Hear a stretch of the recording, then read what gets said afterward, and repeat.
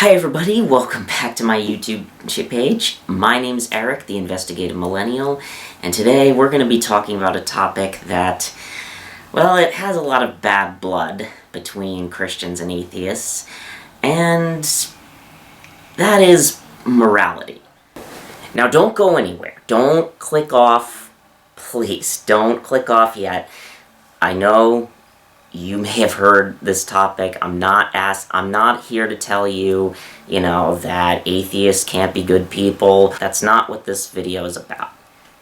This video is more specifically about Christians and atheists having more productive conversations.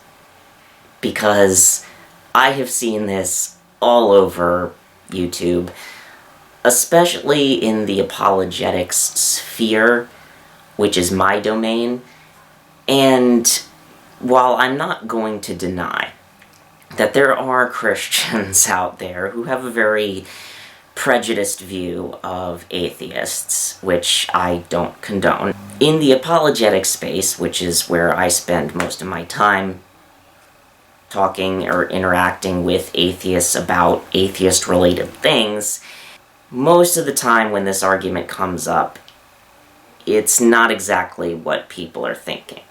Now, first of all, let's talk about what the argument is actually trying to allege. Think of it this way.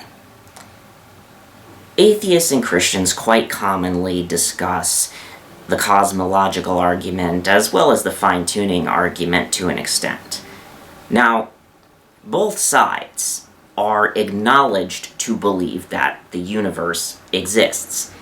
And, in the case of the fine-tuning argument specifically, Christians and atheists are both acknowledged to believe that, yes, the Earth is tuned for life, it supports life, and that's what we agree on.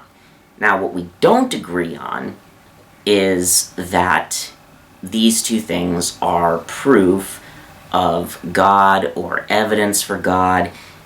Basically, that's where atheists and Christians part ways. Now, in that instance where an atheist says something like, no, this isn't why God doesn't explain this well, so that's why I don't believe this argument and I don't believe God exists,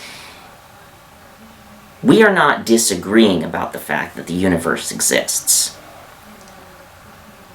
Now, in the same way,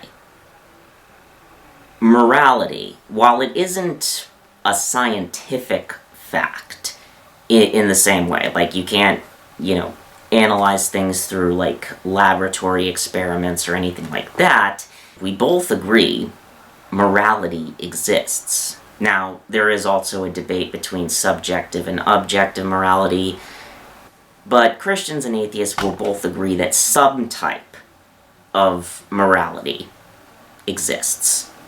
Now, obviously, atheists will disagree with the premise, even those who do understand the morality argument and where Christians are coming from. There are many who still say, no, that's not right, this is why I disagree with it, and okay, that's fine, but they're not saying that atheists can't believe that this thing exists. They just don't believe that different explanations that atheists may provide for why this exists are satisfactory. And atheists think the same way about Christians and, using God as an explanation.